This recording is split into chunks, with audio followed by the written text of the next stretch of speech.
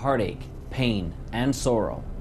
In parts of the world, there are disasters and tragedies that are natural and man-made.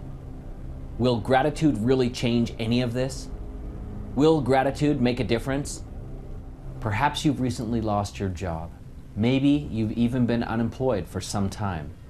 Maybe you've gone through a divorce or a bankruptcy. Maybe even all of the above. And you just saw a scene from the film The Gratitude Experiment. Creator Doug Vermeeren's here this morning. Thank you so much for coming in. It's so good to be with you. And early. Let's talk about, first up, the title, the whole idea of gratitude. How can you encapsulate all of that? What does it mean? Well, gratitude, I think, is often really misunderstood. So that's a really great question. Many of us, we kind of attribute, gratitude to what we have, our house, our car, our job, and etc. But we really found through the experiment that oftentimes it's in those moments where, we experience tragedy or challenge that we really discover what gratitude is. You become tested. We become tested, exactly.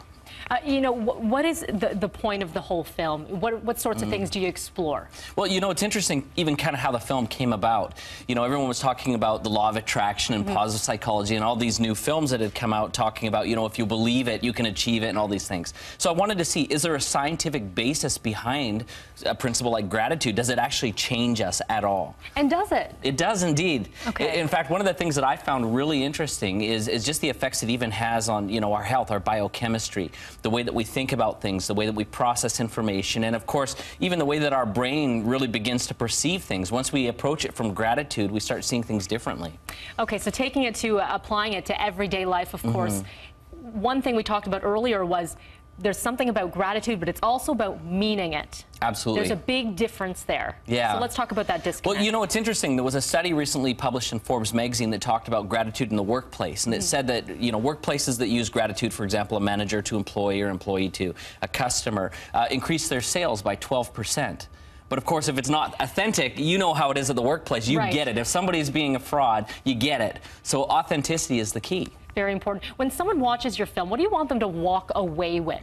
Well, it's interesting because it's all in the title. The title's The Gratitude Experiment. So really, I believe, the film shares all kinds of incredible information on how to become more grateful. But the real experiment really begins as you take that information away and bring it into your real life. And what we've seen so far from people is we've seen improved relationships. We've seen people expand their wealth, their finance, their abundance. We've seen people improve their health. We've seen all kinds of things grow and expand.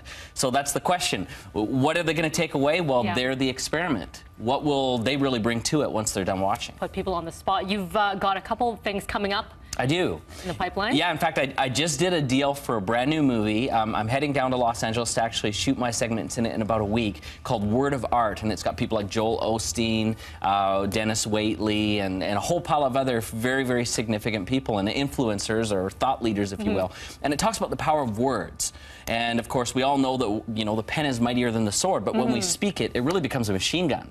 We can really either do damage or we can create some incredible healing. If we use the right words. I like this. You really make us think here. If you want more information, thegratitudeexperiment.com.